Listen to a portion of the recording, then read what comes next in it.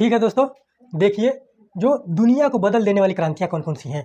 ठीक है, आप जानते हैं कि जो इतिहास चला आ रहा है, चाहे विश्व का इतिहास पढ़िए, चाहे भारत का इतिहास पढ़िए, वो एक दिन का इतिहास नहीं है। ठीक है, यहाँ पर बहुत सारी क्रांतियाँ हुई हैं और जो ऐसी क्रांतियाँ हुई हैं कि जो बौद्धिक विचारों को बदल दी, राजाओं के विचारों को बदल दी, शासन सत्ता को समाप्त कर दी।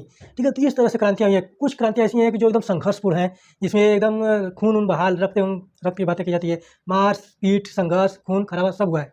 ठीक है, क्रांतियों में।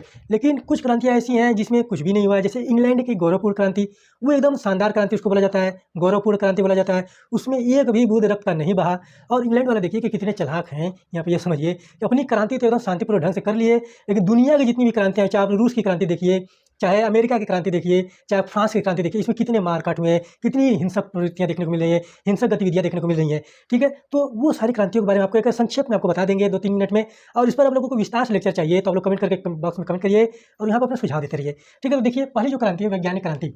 ठीक है? वैज्ञानिक क्रांति की जो समय काल है 16वीं से 17वीं शताब्दी। शताब्दी का अर्थ यहाँ से लिया जाता है कि जो सन चल रहा है, जैसे कि अगर हम 1700 की बात करेंगे, 17वीं शताब्दी, तो उसमें 1600 का काल चलेगा, जैसे 1601, 1602 ये चलेगा। ठीक है? तो 16वीं शताब्दी है, तो यानी कि हम 1500 की बात कर रहे हैं। 17वीं है तो 1600 की बात कर रहे हैं। ठीक है? तो यहाँ पर ध्यान में रखिएगा इस बात का। और 17वीं शताब्दी में देखिए किसका काल है, पुनर्जागरण का काल है। ठीक है? यहाँ पर ध्यान में रखिएगा, पुनर्जागरण। ठीक है? किसका काल है?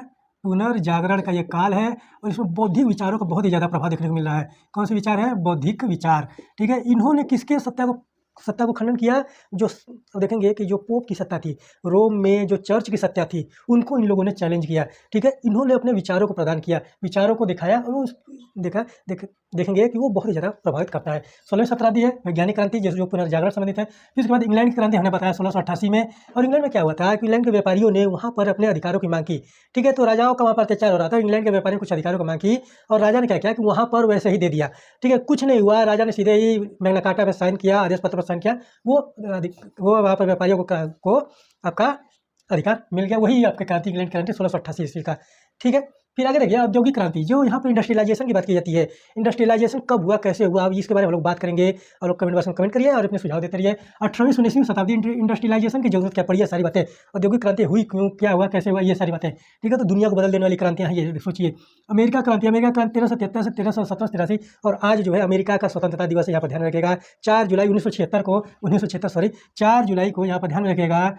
4 जुलाई 1776 को अमेरिका आज़ाद होता है और आज अमेरिका का स्वतंत्रता दिवस है। ठीक है? तो यहाँ पर ध्यान रखिएगा अमेरिका क्रांति में बहुत बड़ा प्रभाव डाला था। और फ्रांस की क्रांति में देखेंगे कि जो 3 चीज़ें बात की गई थी, समानता, बंधुत्व और स्वतंत्रता।